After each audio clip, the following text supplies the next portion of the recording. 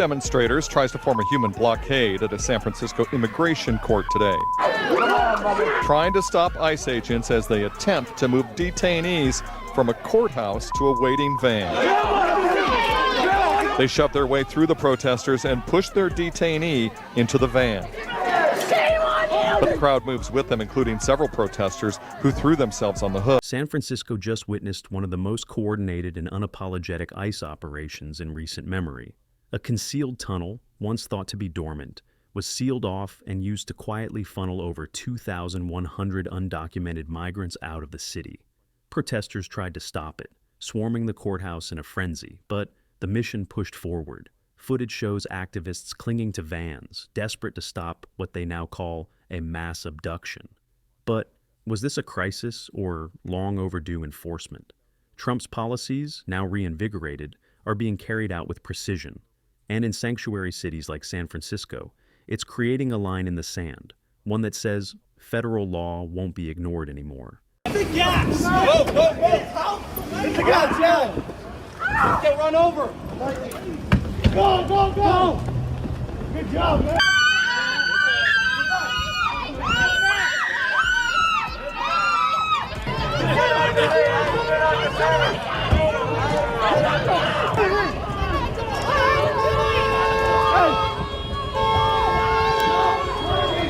This was no routine sweep. Federal agents orchestrated a tunnel lockdown straight out of a military playbook. What they call the tunnel siege wasn't just symbolism. It was a message. No more loopholes, no more delays. Detainees were moved beneath the courthouse, away from cameras, protesters, and interference. These aren't scenes from a foreign regime. This is the U.S. government reclaiming control in cities that openly defy immigration law. Some say it was authoritarian. Others, they're calling it leadership. For years, ICE had their hands tied in places like San Francisco. Not anymore. From an ICE subsidiary telling them to report on a weekend, which is highly irregular. So we know that this location ICE uses for their ISAP visits. They use a contractor, to be able to have this facility. This facility, as you can see, has no signs. It doesn't say who they are, the hours of operation. 2,100 individuals taken into federal custody. That's not just a number, it's a turning point. Most of these detentions happened at routine check-ins or inside courtrooms, catching activists off guard. DHS reports confirm that arrests under Trump's directive are outpacing anything we've seen in years. Critics scream about due process, but what about the laws these cities swore to uphold? California's sanctuary policies turned into shields for lawbreaking. Now, ICE isn't waiting for permission. They're moving in, and they're moving fast. Judge issuing a pair of temporary restraining orders limiting the ability of immigration agents to detain people based merely on their race and ethnicity. Also requires detainees be given access to legal counsel. The courtroom, once considered off limits, is now center stage. Detainees pulled from hearings mid-session, lawyers stunned, activists enraged. But here's the hard truth. Many of these individuals already had final removal orders. The courtroom isn't a safe haven. It's a place where justice is supposed to be served. And when cities won't cooperate, ICE is using every legal tool available to execute the law. This isn't about punishing innocents. It's about holding the system accountable. People getting in front of the cars. Oh my God, they're running over the people in the cars. Someone's gonna get run over. Wow, someone's hanging off the car. Oh my God. Oh God. Protesters escalated, chaining themselves to ICE vans and blocking exits. Some fell, others got injured. Still, the agents pushed forward. There were no police arrests, no real consequences for obstructing federal officers. The optics are chaotic, yes, but the goal is simple: enforce immigration law. Trump's administration said it clearly: no more sanctuary games.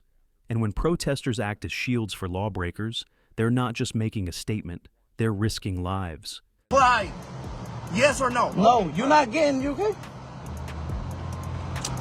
Right here. Sir, were you going to comply? Yes or no? You are not getting their information, bro. Sir, you are not getting their information. Right now. You are not getting their information. Sir, Open the door right now. You are not getting the information. The footage doesn't lie. You see rifles drawn, crowds lunging, vans plowing through protesters. To some, it looks like tyranny, but to others, it's restraint. ICE agents facing mob aggression, forced to act. The media fixates on stats. 30% of detainees had no criminal record. But immigration law doesn't hinge on that. Legal status is legal status. What critics call militarized enforcement is what it takes when cities refuse to cooperate. Trump's team is enforcing the law, whether activists like it or not. A new lawsuit wants to ban ICE from courthouse arrests entirely. The plaintiffs say it's unconstitutional, violating due process and scaring asylum seekers. But here's the reality.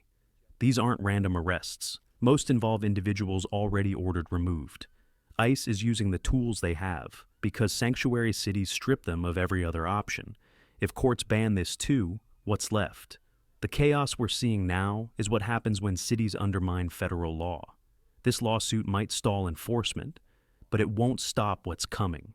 Know Your Rights workshops won't stop deportations. Neither will hotlines. What we're seeing is a shift. ICE is adapting. Trump's push for 3,000 daily removals is forcing new strategies. Unmarked vans, tunnel extractions, armored convoys. The gloves are off. And while activists cry foul, law enforcement is doing its job. Critics call it dystopian. But maybe it's just what happens when laws go ignored for too long. Cities that defy the feds shouldn't expect kid gloves. Every deportation has a story. And yes, some are heartbreaking.